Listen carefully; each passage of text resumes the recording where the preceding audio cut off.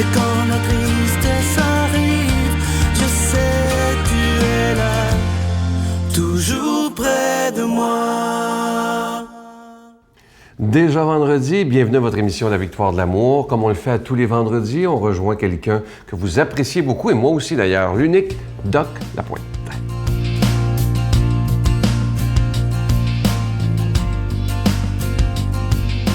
Bon matin, mesdames, messieurs. J'espère que tout va bien pour vous autres et que vous passez jusqu'à date, l'hiver se passe bien. C'est sûr que le froid n'est pas nécessairement facile. La joie de vivre, la joie de vivre. Il y a une expression qui dit « On n'arrête pas de jouer parce qu'on vieillit parce qu'on arrête de jouer ». Et je dis souvent, parce que vous le savez, je donne beaucoup de conférences pour les personnes âgées. Et le jour où tu commences à penser vieux ou à penser vieille ou à te penser vieux, te penser vieille, c'est terminé. Ça va de soi. Et j'ai des choses pour vous autres ce matin. On posait la question, vous vous souvenez de François Mitterrand, l'ancien président de la France? On lui demandait, Monsieur Mitterrand, qu'est-ce que la vieillesse pour vous? Il disait, c'est d'abord de perdre la curiosité. Quand tu n'as plus de curiosité, tu deviens une personne vieille.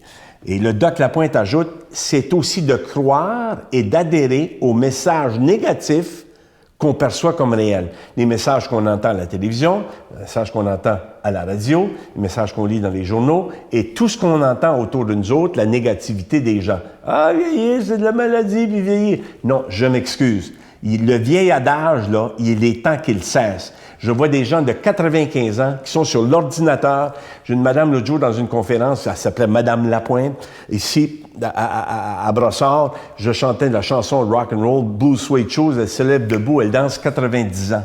Alors qu'on vienne pas me dire, ma mère 94 lorsqu'elle est décédée et mon père 97. Alors quand on parle de vieillissement, mesdames, messieurs, faut être capable de se dire, wow. Oui, vous allez dire, ouais, mais Doc, la vie est difficile, puis la vie est surprenante, puis la vie est injuste, puis elle est ingrate, puis elle est sévère. J'en conviens. C'est absolument normal. Mais il faut dire aussi, on n'aime pas vieillir, on n'a pas toujours ce qu'on désire, les gens ne sont pas parfaits, la vie n'est pas parfaite, tu n'es pas parfait, je ne suis pas parfait, il n'y a personne de parfait et la vie n'est pas parfaite. Mais sauf, mesdames, mesdemoiselles, messieurs, il y a des bonnes choses dans la vie. Et je veux simplement souligner, c'est une madame Rossignol. Est-ce qu'on est vieux ou est-ce qu'on est âgé? Parce qu'il y a une différence. Elle dit, il y a une différence à la retraite. T'es soit âgé ou t'es vieux. Pour certaines personnes sont âgées, d'autres personnes sont vieux. Alors que la personne âgée pratique le sport, la découverte et les voyages, le vieux se repose. Alors que la personne âgée a de l'amour à donner, le vieux accumule la jalousie et les rancœurs.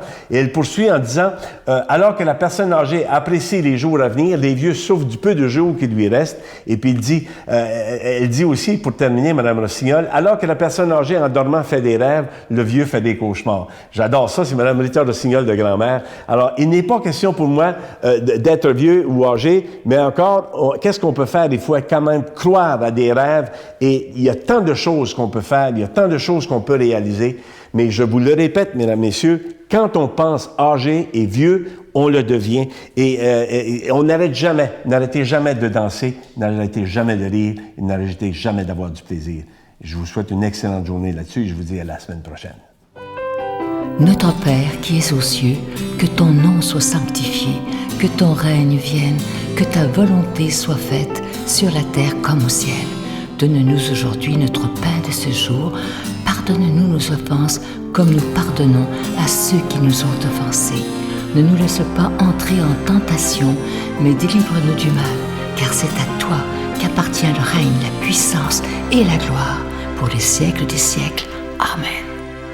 Si vous saviez comme je suis content de vous présenter le cadeau du mois de janvier, ça fait des années qu'on travaille là-dessus. Ça a été compliqué, je vous le dis, mais c'est chose faite. C'est un beau pendentif qui est en verre soufflé et à l'intérieur, c'est de la terre sainte qui vient directement de Jérusalem, la terre où Jésus a marché. Évidemment que ce pendentif, il est béni. C'est un très beau symbole en le portant.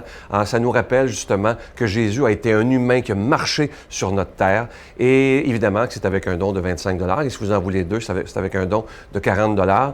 Et c'est en quantité limitée parce que c'est long à faire, c'est fait à la main. Évidemment, il n'y a pas de machine qui peut faire ça. Alors, c'est fait à la main, prendre le temps de mettre la terre. Ensuite, c'est scellé. En tout cas, c'est un peu compliqué, mais on a réussi à faire ce beau cadeau qui est une belle exclusivité de la Victoire d'amour. La seule façon d'en avoir autrement, c'est d'aller justement en Terre Sainte à Jérusalem. Les gens en rapportent toujours des souvenirs. Alors, on a voulu vous offrir ce beau cadeau en ce début de janvier 2014. Je vous donne l'adresse en vous disant merci de tout cœur de votre don en ce début début d'année. La Victoire de l'amour, casier postal 120, succursale Boucherville à Boucherville. Le J4B 5E6, je vous la redonne. La Victoire de l'amour, casier postal 120, succursale Boucherville à Boucherville. Le J4B 5E6. Également par téléphone, par carte de crédit, du lundi au vendredi de 9h à 16h dans le 514-523-4433, 523-4433 ou sans frais, le 1-888-811-9291, 1-888-811-9291 et aussi sur notre site Internet, le www.lavictoiredelamour.org. Merci de tout cœur de votre grande générosité et de votre prière.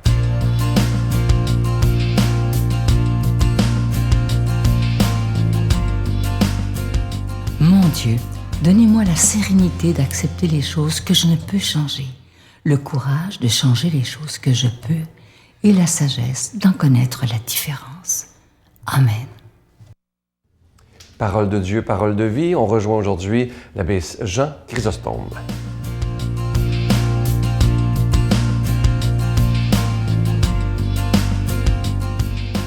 Le Seigneur soit avec vous et avec votre esprit. Évangile de Jésus-Christ selon saint Luc. Gloire à toi, Seigneur. Jésus était dans une ville quand survint un homme couvert de lèpre. Celui-ci, en voyant Jésus, tomba la face contre terre et lui demanda : « Seigneur, si tu le veux, tu peux me purifier. » Jésus étendit la main, le toucha et lui dit : « Je le veux, sois purifié. » À l'instant même, sa lèpre le quitta. Alors, Jésus lui ordonna de ne le dire à personne. « Va plutôt te montrer au prêtre et donne pour ta purification ce que Moïse a prescrit. Ta guérison sera pour les gens un témoignage. » On parlait de lui de plus en plus. De grandes foules accouraient pour l'entendre et se faire guérir de leur maladie. Mais lui se retirait dans les endroits déserts et il priait. Acclamons la parole de Dieu. Louange à toi, Seigneur. Voilà un texte qui nous parle de la mission de Jésus. Je me permets dès le début de vous saluer, vous tous, vous toutes, les téléspectateurs. Le Jésus que nous présente Luc dans cet évangile, c'est un Jésus qui enseigne. Il parle et les gens accourent pour l'entendre. C'est aussi un Jésus qui guérit et nous voyons concrètement la lèpre de cet homme qui est comme ça, guéri. Et l'homme s'en va. Et c'est aussi un Jésus qui prie. Nous pouvons quasiment reprendre 3 verbes pour caractériser la mission de Jésus. Et j'aimerais que nous puissions bien observer ces verbes-là. Il y a l'enseignement. Il parle et les gens viennent l'écouter. Il y a ensuite un autre verbe. Il guérit. Il pose des gestes concrets. Ensuite, et enfin, je dirais, il va prier. Enseigner, guérir et prier. 3 verbes qu'on pourrait dire qui caractérisent la journée de Jésus dans ce village où il arrive. Ces verbes nous permettent, à nous, d'observer Jésus au quotidien, comment dans son ministère, dans la vie publique, il était engagé dans la vie des gens. Il essayait de travailler pour que, en même temps, il puisse enseigner la parole de Dieu en actes et en parole. Lorsque Jésus trouvait quelqu'un malheureux, il ne le laissait pas comme cela. Il travaillait à chasser la misère de son existence. Et c'est ce qu'on nous dit dans le texte de l'Évangile. Il guérit, il libère, il fait du bien aux gens. Lorsque Jésus trouvait les gens assoiffés de paroles, il ne les laissait pas comme cela. Il leur disait une parole qui leur permettait de retrouver un sens à leur vie.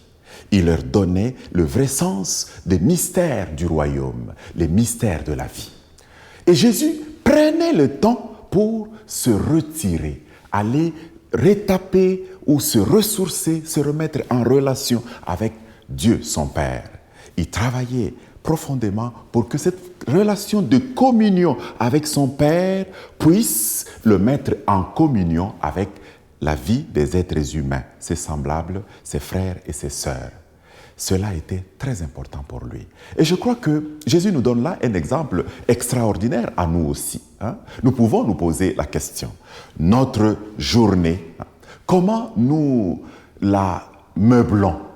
Est-ce qu'il y a de l'action dans cette journée? Bien sûr. Est-ce que nous travaillons à soulager la misère des autres, à libérer les autres? Est-ce que nous travaillons à faire du bien aux autres?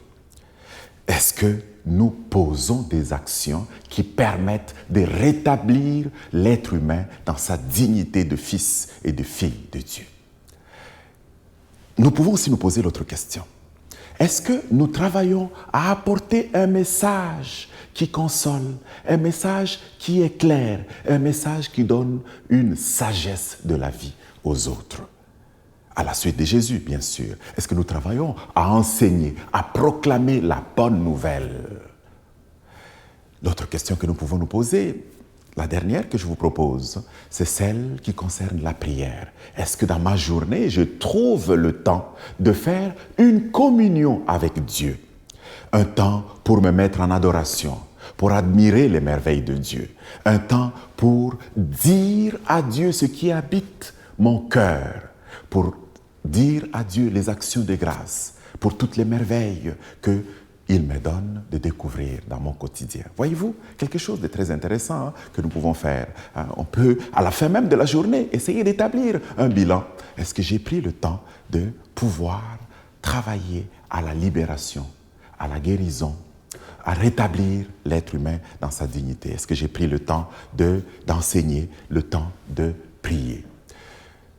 Que le Seigneur nous accompagne dans ce travail que nous faisons quotidiennement et qu'il nous bénisse surtout. Au nom du Père et du Fils et du Saint-Esprit. Amen. Je vous salue Marie, pleine de grâce. Le Seigneur est avec vous. Vous êtes bénie entre toutes les femmes, et Jésus, le fruit de vos entrailles, est béni. Sainte Marie, Mère de Dieu, priez pour nous pauvres pécheurs, maintenant et à l'heure de notre mort. Amen.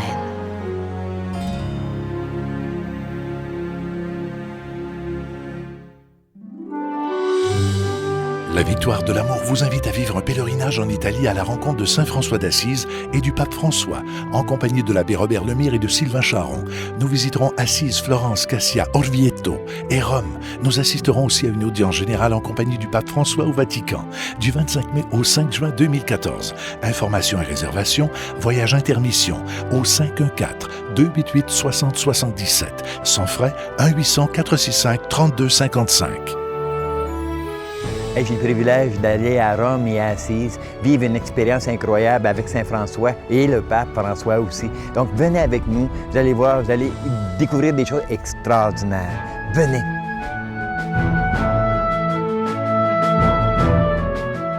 Je vous laisse avec cette pensée qui dit ceci: la vie est un écho. Ce que tu envoies te revient. Ce que tu sèmes, tu le récoltes. Ce que tu donnes, t'est rendu. Ce que tu vois chez les autres existe en toi-même. Souviens-toi, la vie est un écho. Tout te reviendra toujours. Ça, c'est tellement vrai. Si on pouvait en prendre conscience lorsqu'on est méchant avec quelqu'un, c'est sûr que ça va nous revenir. Et si on est bon avec quelqu'un, c'est la bonté et la bénédiction qui reviendra sur nous. Alors, essayons de toujours être bons avec les autres. C'est pour ça que Jésus nous dit dans l'Évangile de ne jamais juger. Alors, je vous souhaite une belle journée et j'ai hâte de vous retrouver demain matin. Bye bye. Bien, les séjours en prison, c'est sûr que c'est à partir de 18 ans, mais de 13 ans et demi jusqu'à 17 ans, c'est la rue, la consommation, le trafic, toute la criminalité aussi qui tourne autour du fait d'obtenir de l'argent pour consommer. C'est de l'argent facilement gagné, vite dépensé, donc ça en prend beaucoup et toujours. La Victoire de l'amour remercie de tout cœur les Résidences Soleil de leur accueil si chaleureux.